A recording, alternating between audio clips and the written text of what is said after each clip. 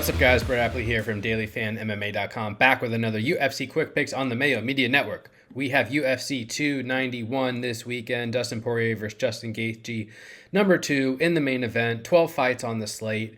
Lots of money up for grabs on DraftKings. Should be a fun one. As usual, I'm going to give you my favorite cash game play, tournament play, salary play, and a matchup I like from a DraftKings perspective. Before I do, please subscribe to the channel, like the video, and why don't you comment below, give me your favorite 9K fighter. I actually think there's a lot of good options in the 9K range, but it's really difficult on like past slates to jam them in, especially multiples. So you may have to really pick and choose who you like at the top, and that could separate you from the field. So always interested to hear what you all have to say.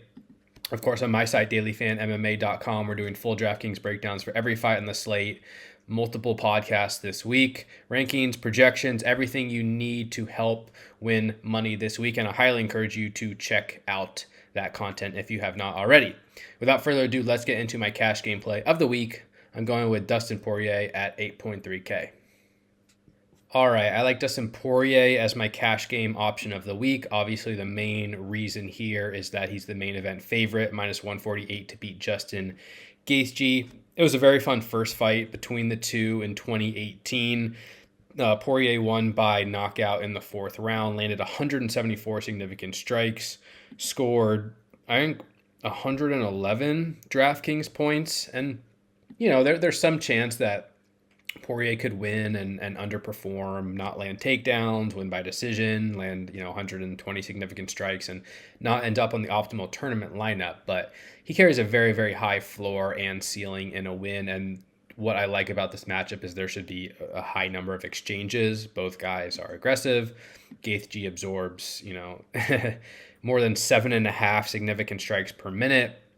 He will have the potential to damage Poirier. I mean, he's a strong leg kicker. Maybe can fight competitively on rounds with volume, but I think Poirier is more technical. Poirier has a little bit more knockout upside, better defensively. Poirier also has the advantage on the ground, averages 1.3 takedowns per 15 minutes, a better submission grappler than Gaethje. So I'm picking Poirier to win, main event favorite, good metrics, good price. Poirier is plus 120 to win inside the distance. That's better than Gaethje plus 225. You could argue the stack is valuable for cash games this week, but I definitely think Poirier is the priority at 8.3K. All right, up next, I'm going with my tournament play of the week, which will be Roman Kopylov at 9K. And I mean, this is not a standout play. There's quite a few tournament options I like. I think we're going to see a lot of victories inside the distance. I'm looking for high ceilings. And one benefit to Kopylov is that I'm not projecting him to be super highly owned.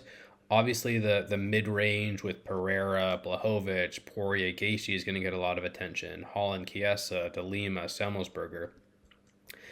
And by the time you get up to the 9K range, he's priced right below Gabriel Bonfim, who I think is going to be very popular. Jake Matthews might be very popular. So I don't think Kopylov will be chalky this week. He is going to be boom or bust, and I talked about Daniel Marcos last week with KO upside. He barely won that fight. It was a very close fight. He didn't win by KO and wasn't on the optimal lineup. So, sometimes these work out and sometimes they don't. That's kind of the risk with knockout artists. And if you're playing a grappler like Jake Matthews or Miranda Maverick, they have a higher floor and ceiling. So this is a risk, but I think the public won't be super on Kopylov, which does interest me. He's minus 201 to win against Claudio Ribeiro. I think he's just a way more technical striker than Ribeiro. Kopylov looked amazing against Ponahele Soriano in his last fight out, won by knockout, scored 108 DraftKings points. And his opponent, Ribeiro, has already been knocked out in the UFC. I mean, it was by Abdulrazak Al-Hassan, but I just don't trust Ribeiro defensively up at altitude. I don't trust his cardio. I don't think he has great wrestling. So I favor Kopylov pretty comfortably here. And I think he has a legitimate chance to win by knockout. He's minus 110 to win inside the distance. It's a pretty strong line. 9K, it does save salary off the top. So this is just one of many spots that I like this week. Kopylov probably will need an early KO to be competitive with the optimal lineup, but I think he has a pretty realistic shot at that this week, given the matchup, and his metrics are strong. So Kopylov will be my tournament play of the week at 9K. All right, next up, my salary play of the week. I am taking a chance on Michel Pereira at 7.4K. And I don't feel great about this one. It is difficult to find options below the mid-range. I think Vinicius Salvador will be pretty popular. Derek Lewis probably has obvious KO upside. Chiesa, Holland, I'll talk about in a minute. But it's difficult to feel very comfortable with a lot of these options. And I don't feel very comfortable with Michel Pereira against Stephen Thompson, though he is a bit of a value on DK at plus 131 to win, 7.4K. It's just Thompson is a very technical counter kickboxer, very experienced, and I think probably the deserved favorite. Why I'm interested in Pereira on DK is because if Pereira wins, I think he has upside. Thompson, has been hurt many times in his career. He was knocked down by 4 different opponents in a 5-fight span in like 2016 to 2019. Since then, he hasn't really been hurt too often, but that type of thing is just, there's a lot of variance in striking exchanges, and it could come back to hurt him. He's only getting older. He was hurt by Kevin Holland.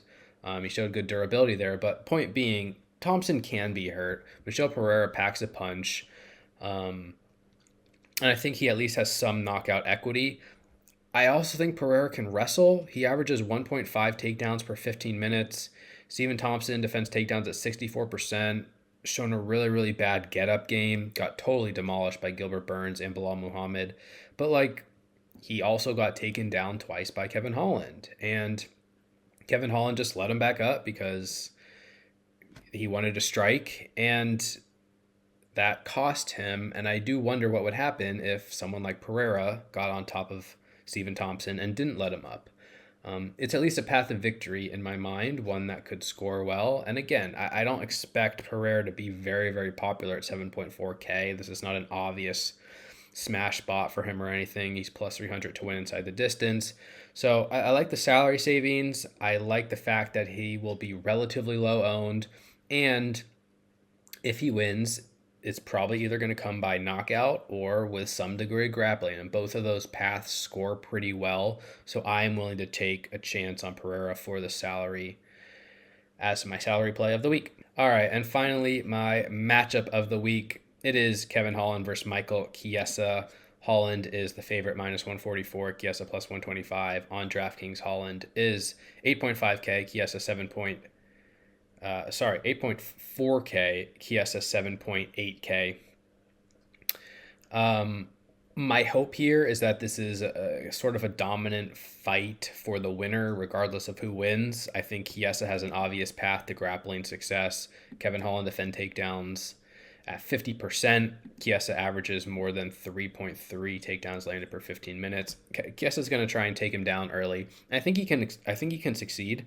But he's going to need to really control Holland for long periods of time or submit him to win this fight. It's not like one takedown and a couple minutes of control is going to easily win the round, because Chiesa doesn't have any real path to victory on the feet. He needs to dominate on the ground to win, and if he does, he's going to smash at 7.8K.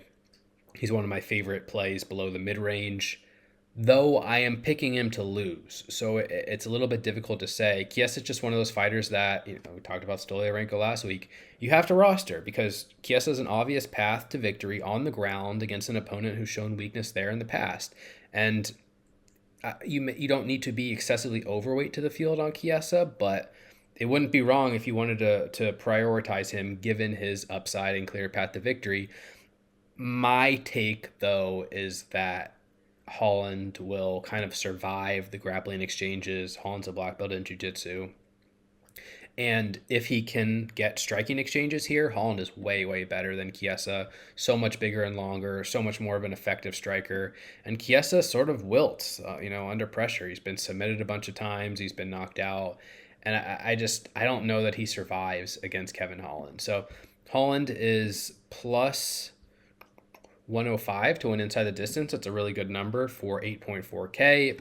It's possible value could get killed off if he wins late in the fight, but I think Holland has early knockout upside for the price tag because of his metrics, because of the matchup. I'm definitely willing to play him here. And we already talked about Chiesa as the underdog. I think a really strong fight to target on the whole. Under 2.5 rounds is minus 205. So I definitely want access to the winner on my constructions this week.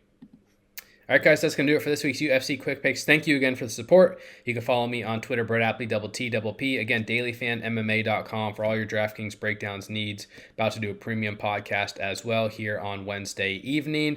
Got full breakdowns up for you as well. And thanks again for the support. Make sure you subscribe to the channel, like the video as well. Best of luck this week. Take care, everyone. Stay safe. We'll talk to you soon. Peace.